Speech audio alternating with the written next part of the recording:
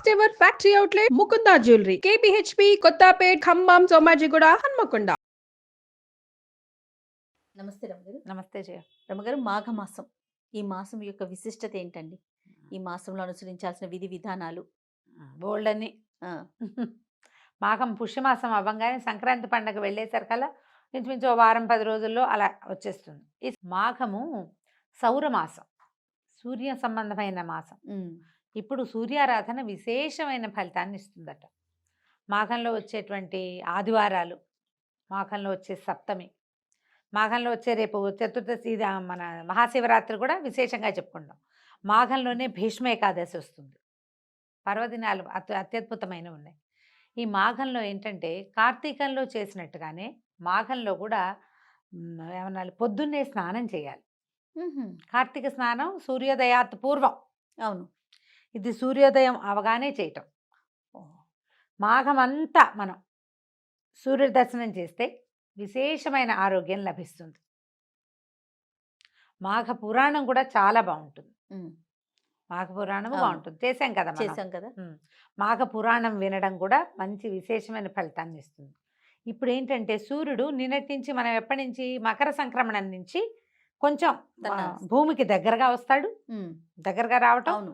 ఉత్తరం వైపుకి వాలి మనకి ఉదయించటము, తేజరిల్లటం, ఉమ్, ఉమ్, సౌరశక్తి పెరగటం మొదలు పెడుతుంది అనమాట. భూమికి కొంచెం దగ్గరగా వస్తాడు.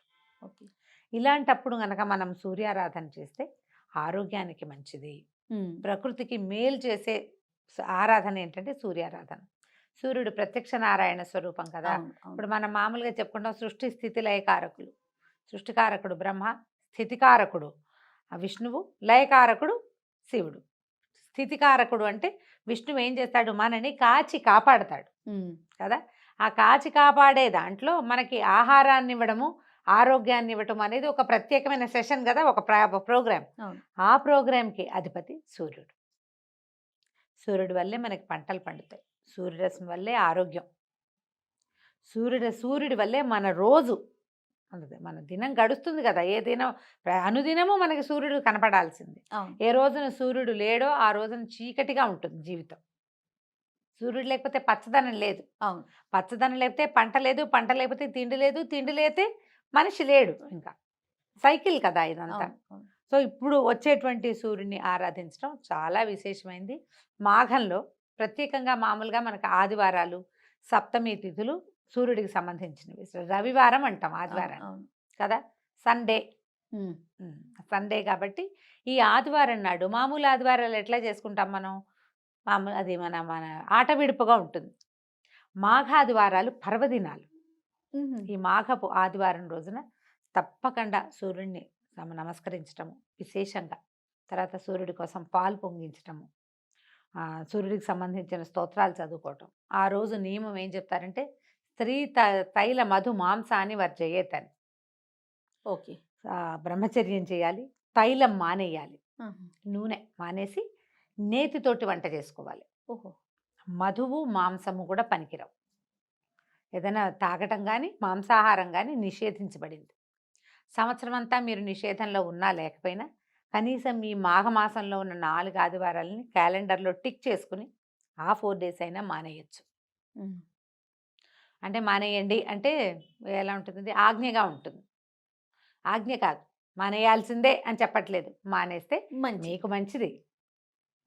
ఇప్పుడు ఇవన్నీ కూడా అంతే కదా. దేశానికి మన కూడా ప్రయోజనం ఏమి లేదు దీంతో. ఎవరికి వారికే కదా. మన ఆ, సొంతానికి మనకి కదా. నువ్వు ఎవరైనా ఒకళ్ళు మానేస్తే వాళ్ళకి ఆరోగ్యం, ఇంట్లో ఒకళ్ళు మానేస్తే మిగిలిన వాళ్ళకి ఆరోగ్యం రాదు కదా. అవును. ఎవరు తింటే వాళ్ళు కడుపు నిండుతుంది, ఎవరు దండం పెట్టుకుంటే వాళ్ళకి ఫలితం ఉంటుంది. ఖచ్చితంగా. అలాగే ఎవరు మానేస్తే వాళ్ళకి రావాల్సిన ఫలితం వస్తుంది. ఖచ్చితంగా ఈ 4 ఆదివారాలని మనం విశేషంగా చేసుకోవచ్చు. దీంతో మనకి రథసప్తం ఒకటి వస్తుంది. అవును. ఈ నెలలో మనకి ఇంకో ప్రత్యేకమైన తిథి ఏంటంటే శ్రీ పంచమి, వసంత పంచమి అని చెప్తాం కదా. మాఘంలో వచ్చేటువంటి 5వ రోజు, ఈ పంచమి నాడే సరస్వతీదేవి జన్మదినం అని చెప్తారు. ఉహుం, ఈ రోజున మనం సరస్వతి పూజ చేసుకుంటాం. మామూలుగా మనం మూలా నక్షత్రం చేస్తాం ఎప్పుడు, దసరాల్లో. దసరాల్లో మూలా నక్షత్రం అమ్మవారి యొక్క జన్మతిథి. మూల ఆవిడ పుట్టింది జన్మ నక్షత్రమే మూలా నక్షత్రము. తర్వాత ఏమో ఈ మన అమ్మవారు నీల సరస్వతి స్వరూపం తీసుకుని మహిషాసురమర్దినిగా అవతరించడానికి ముందున్న స్వరూపాల్లో మూలా నక్షత్రం రోజునే ఆవిడ నీల సరస్వతి రూపం మహాసరస్వతి స్వరూపాన్ని తీసుకుంది కాబట్టి ఆ రోజున మనం అప్పుడు పూజ చేసుకుంటాం. ఈ ప్రత్యేకంగా సరస్వతికి పూజ చేసేది ఈ శ్రీ పంచమి నాడు. సరస్వతి శుద్ధ జ్ఞాన స్వరూపం. సరస్వతి ఆరాధన వల్ల జ్ఞానం వస్తుంది. అదేమిటి ఓన్లీ చదివేనా జ్ఞానం అంటే? కాదు కదా, బుద్ధి కదా బుద్ధి. అది అన్ని రకాలుగాను. ఇప్పుడు బియ్యం జరగాలి, అదో జ్ఞానం కదా. అవును. అవి ఎక్కడి నుంచైనా ఏదైనా ఒక ఊరు ప్రయాణం చేయాలంటే దానికి కావాల్సిన వివరాలన్నీ తెలుసుకోవాలి, వివరాలన్నీ గుర్తుపెట్టుకోవాలి. అవన్నీ జ్ఞానానికి సంబంధించిన విషయాలు. అవును. ఓ ఊరు, ఓ ప్రాంతము, ఓ విషయము, జనరల్ నాలెడ్జ్ అంటాం కదా దాన్ని మనం. ఈ నాలెడ్జ్ జ్ఞాన సంబంధమైన వ్యవహారం. అది ఆ జ్ఞాన సంబంధమైన విషయాలని సరస్వతి దేవితోటి రిలేట్ అయి ఉంటాయి. ఈ శ్రీ పంచమి రోజున ఎవరైతే శ్రద్ధగా సరస్వతిని ఉపాసిస్తారో వాళ్ళకి జ్ఞాన సముపార్జనకు అవకాశం లభిస్తుంది. అందుకని విద్యాభ్యాసాలు అవి చేసేటప్పుడు ఈ మన పిల్లలకి అక్షరాభ్యాసం చేయించాలంటే మూలా నక్షత్రం నాడు కుదిరితే కుదిరింది, లేకపోతే ప్రధానంగా ఈ సరస్వతి పూజ రోజున శ్రీ పంచమి నాడు చేయిస్తాం.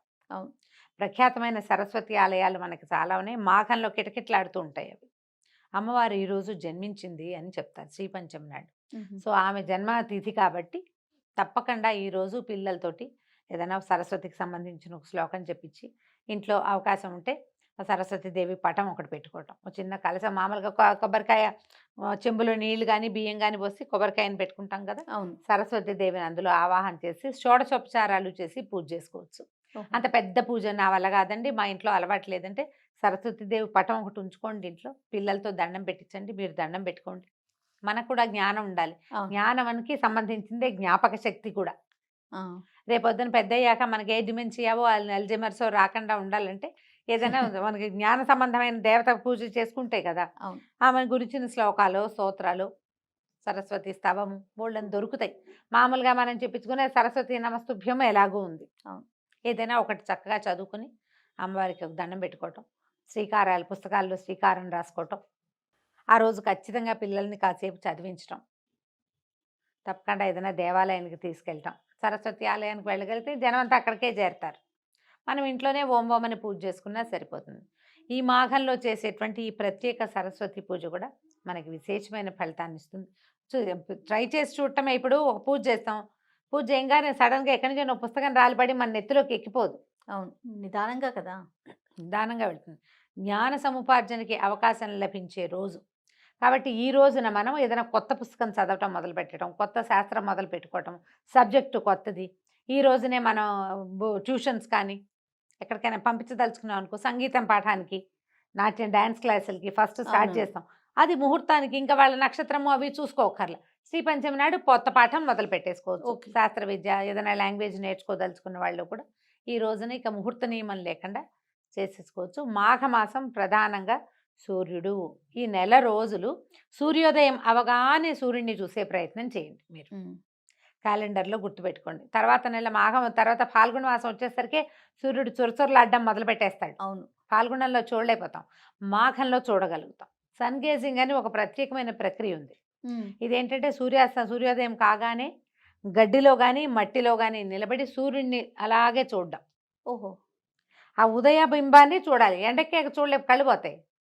ఉదయ బింబమే ఎంత మంచిదో కంటికి ఒంటికి కూడా. చాలా సమస్యలు తీరుతాయట. అంతసేపు చూడకపోయినా సూర్యుడికి లేచి స్నానం చేసేసి దండం పెట్టుకోవాలి. ఆ ప్రయత్నం చేయండి, కుదిరిన వాళ్ళు చేయండి. అంతే. పిల్లలు పొద్దున్నే లేచి చదువుకునే పిల్లలు ఉంటే వాళ్ళతోటి సూర్యబింబానికి ఒక నమస్కారం చేయించండి. ఆ సూర్యకిరణాన్ని ఆస్వాదిస్తే మీకు ఏంటంటే స్కిన్ ప్రాబ్లమ్స్ తగ్గిపోతాయి, బ్రెయిన్ షార్ప్ అవుతుంది. అసలు ఆరోగ్యం భాస్కరాది ఇచ్చేదన్నారు. ఒకవేళ మీరు స్నానం చేసేసి తయారుగా ఉంటే చక్కగా సూర్యబింబానికి ఎదురుకుండా నిలబడి ఆదిత్య హృదయం చదువుకోండి. దానివల్ల కూడా ఎంతో మంచి ఫలితం లభిస్తుంది. తప్పకుండా ఇన్ని ఫలితాలు ఇచ్చే మాఘమాసాన్ని ఆరోగ్యాన్ని ఇచ్చే మాసంగా ఎవరికి కావాల్సిన పద్ధతిలో వాళ్ళు మార్చుకుంటే మంచిది. తప్పకుండా. నమస్తే. నమస్తే.